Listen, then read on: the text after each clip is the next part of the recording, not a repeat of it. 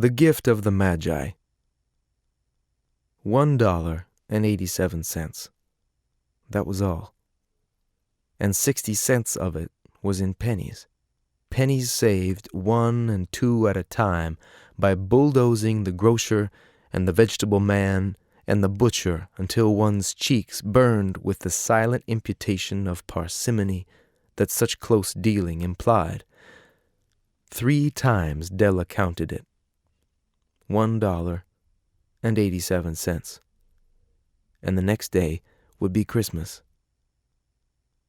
There was clearly nothing to do but flop down on the shabby little couch and howl, so Della did it.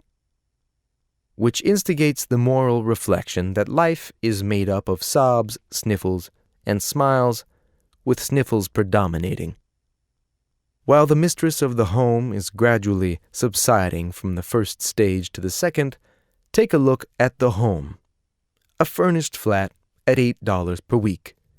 It did not exactly beggar description, but it certainly had that word on the lookout for the mendicancy squad.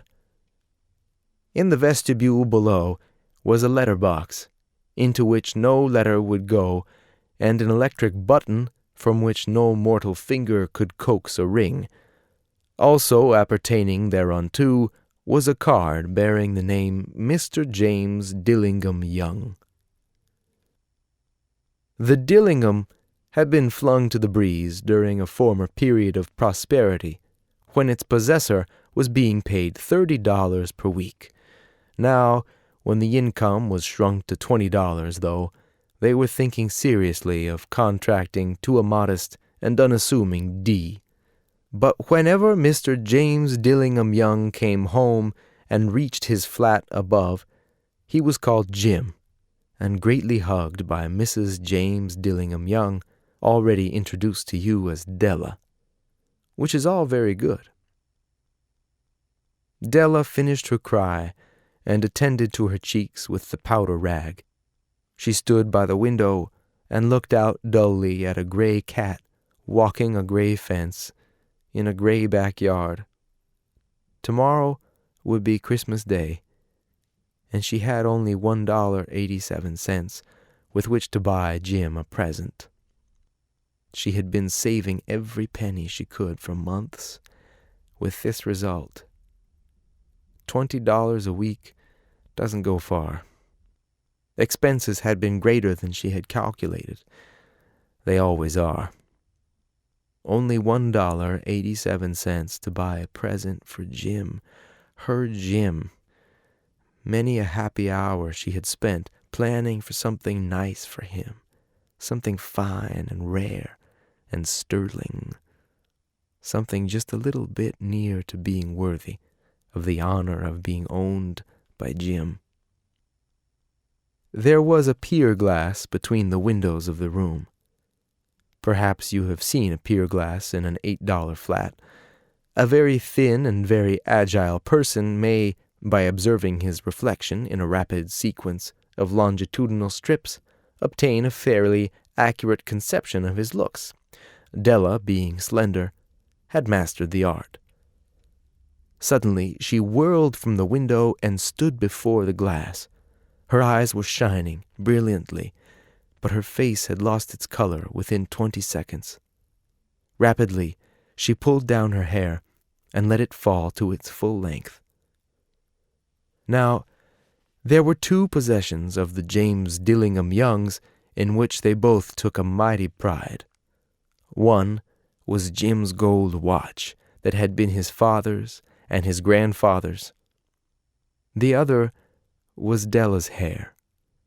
Had the Queen of Sheba lived in the flat across the air shaft, Della would have let her hair hang out the window some day to dry, just to depreciate Her Majesty's jewels and gifts.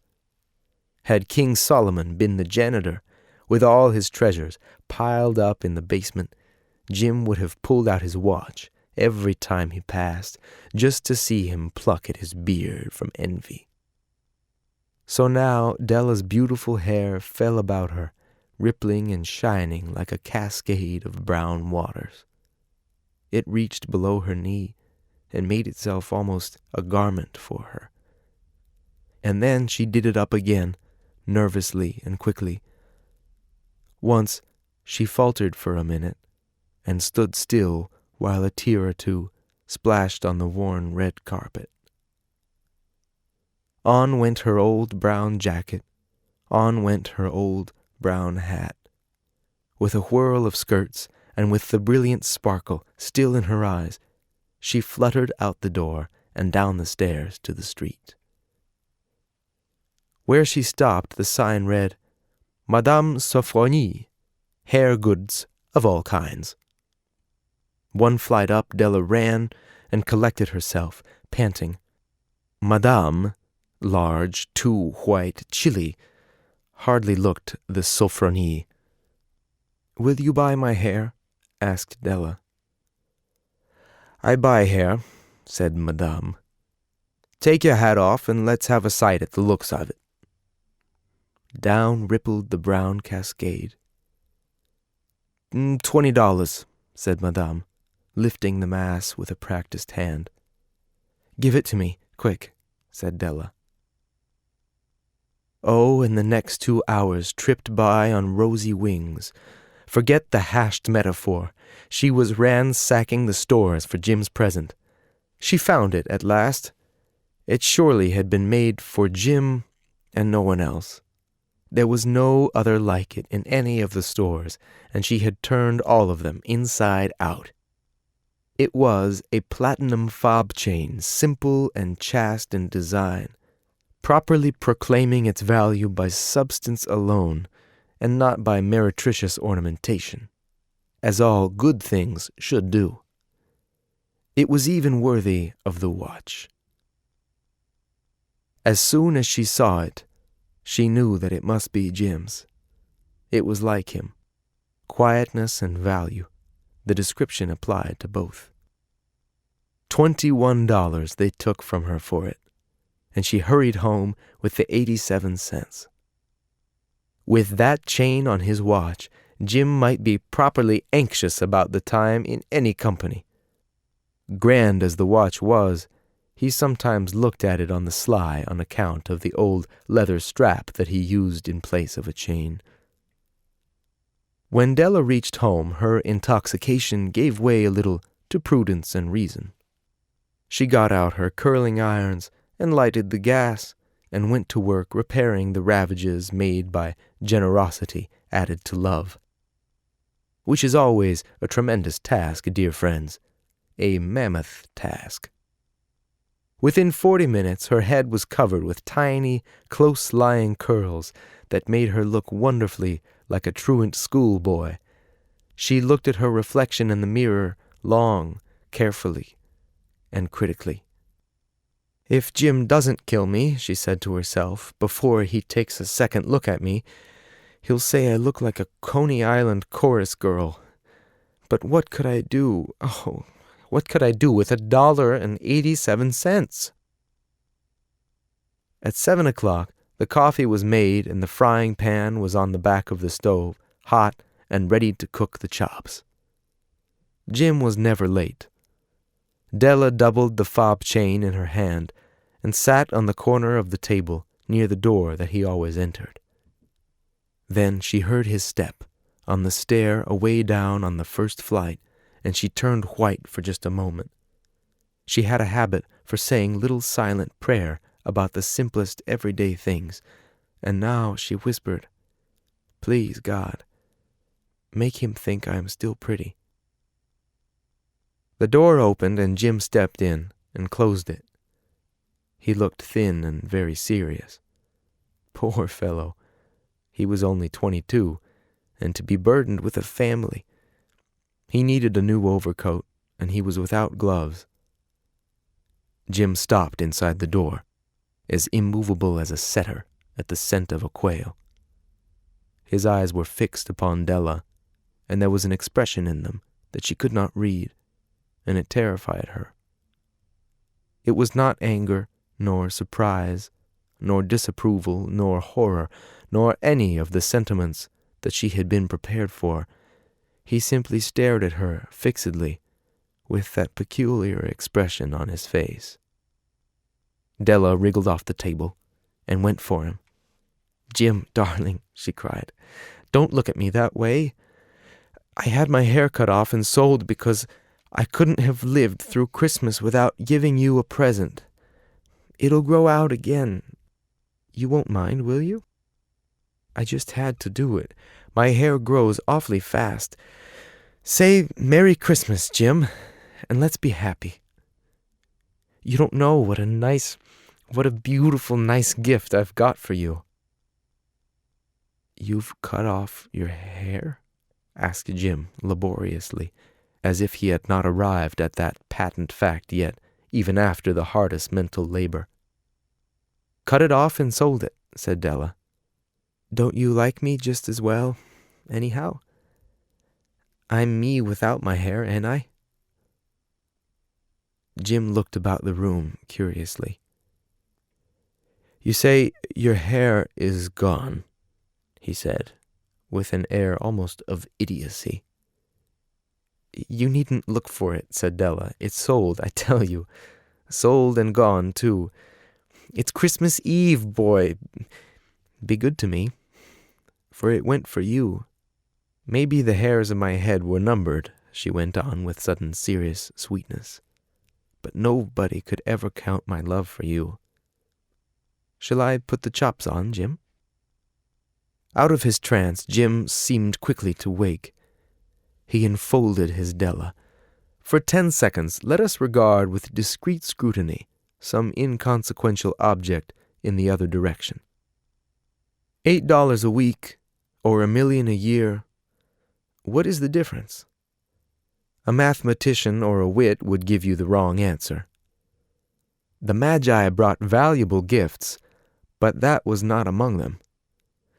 This dark assertion will be illuminated later on. Jim drew a package from his overcoat pocket and threw it upon the table. "Don't make any mistake, Dell," he said, "about me. I don't think there's anything in the way of a haircut or a shave or a shampoo that could make me like my girl any less. But if you'll unwrap that package, you may see why you had me going a while at first." White fingers and nimble tore at the string and paper, and then an ecstatic scream of joy, and then, alas, a quick feminine change to hysterical tears and wails, necessitating the immediate employment of all the comforting powers of the lord of the flat. For there lay the combs, the set of combs, side and back, that Della had worshipped long in a Broadway window. Beautiful combs, pure tortoiseshell, with jeweled rims, just the shade to wear in the beautiful vanished air.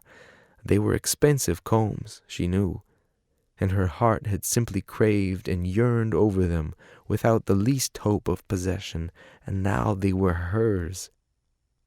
But the tresses that should have adorned the coveted adornments were gone. But she hugged them to her bosom, and at length she was able to look up with dim eyes and smile and say, "My hair grows so fast, Jim." And then Della leaped up like a little singed cat and cried, "Oh!" Jim had not yet seen his beautiful present.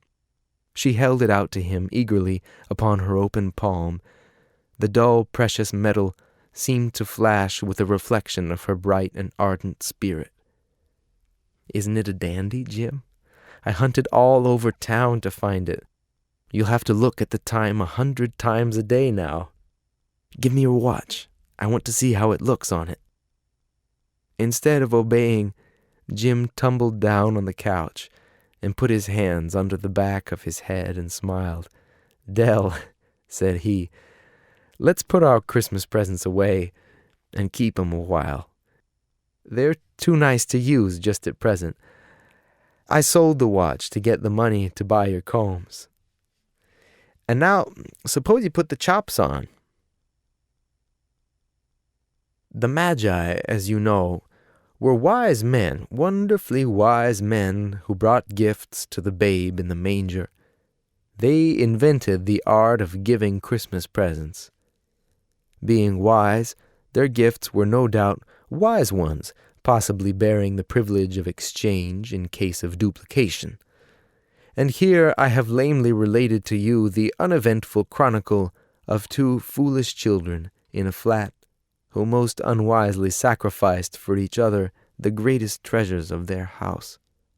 But in a last word to the wise of these days, let it be said that of all who give gifts, these two were the wisest. Of all who give and receive gifts, such as they are wisest. Everywhere they are wisest. They are the Magi.